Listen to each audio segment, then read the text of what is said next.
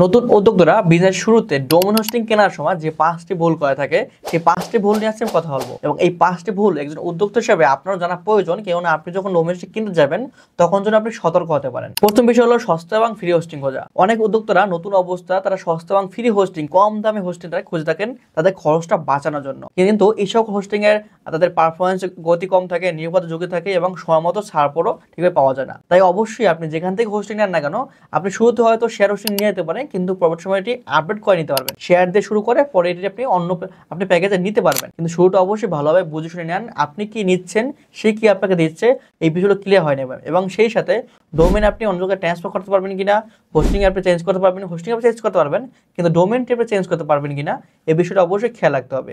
এবং সাপোর্টের বিষয়ে অবশ্যই খেয়াল রাখতে হবে, যে কোনো সমস্যা তারা সলভ করে দিচ্ছে কিনা এই সমস্ত বিষয় আপনাকে খেয়াল রাখতে হবে।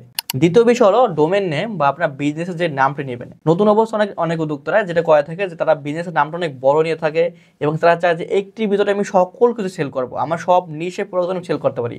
আজকে আমি ধরেন আপনার ক্লোথিং সেল করলাম, কালকে ফুড চলে গেলাম, পরশু আমি অন্যদিকে চলে গেলাম, তো সবগুলোর জন্য আমি একটা ডোমেন নেবো, একটা দিয়ে আমি আজীবন লাইফ টাইম আমি সব প্রোডাক্ট সেল করবো। তো এটি কিন্তু ভুল হয়ে থাকে। আপনি দেখবেন আপনার যারা পরিচিত ব্র্যান্ড রয়েছে বা আপনার পরিচিত থেকে দেখে থাকেন তার নাম কিন্তু শর্ট হয়ে থাকে এবং এটি মনে রাখার মতো নাম। তো এই নাম সিলেকশন যদি কোনো সমস্যা হয়ে থাকে বা কীভাবে নামটি সিলেক্ট করবেন, তাহলে আমাদের আরেকটি ভিডিও রয়েছে, সেটা আপনি দেখে আসতে পারেন, সেটা অবশ্যই আমরা কমেন্ট বক্সে দিয়ে দেবো। এছাড়াও আপনি কিন্তু নেম লিক্স এবং বিজনেস নেম জেনারেটর এবং অনেক ধরনের টুলস রয়েছে, সেগুলো টুলসের সাহায্য নিয়ে আপনার বিজনেসের নামটি কিন্তু আপনি খুব সুন্দরভাবে দিতে পারেন। তৃতীয় বিষয় হলো রিনিউ বা হিডেন চার্জ সম্পর্কে আপনার জানতে হবে। অনেক কোম্পানি দেখবেন কম মূল্যে বা অফারে আপনাকে ডোমেন হোস্টিং বা আপনার হোস্টের সাথে ডোমেন ফি দিচ্ছে। এখন আপনাকে এটা বুঝতে হবে যে এই যে ডোমেনটি ফ্রি দিচ্ছে এটি আপনার সেকেন্ড ইয়ারে আপনার রিনিউয়াল চার্জ কত আসবে এবং হোস্টিং আমার সেকেন্ড ইয়ারে কত চার্জ আসবে অবশ্যই খেয়াল করে আপনি নিতে হবে। সেই সাথে তারা আপনার এসএল সার্টিফিকেট আপনাকে ফ্রি দিচ্ছে কিনা এটাও আপনাকে চেক করে নিতে হবে। তো সম্পূর্ণ বিষয় আপনাকে আবার বলছি যে আপনি কি নিচ্ছেন এবং তারা কি দিচ্ছে এই সম্পূর্ণ নিজে বুঝে নেবেন। না বুঝতে পারলে আপনি যারা বুঝছে তাদের কাছে হেল্প নেবেন এবং সম্পূর্ণ কন্ট্রোল আপনি পাচ্ছেন কিনা এগুলো সহজে আপনি পান। সি প্যানেল না, আপনার জন্য আপনার কন্ট্রোল প্যানেল আপনাকে দিয়ে থাকে, আপনারা চেঞ্জ করতে পারেন।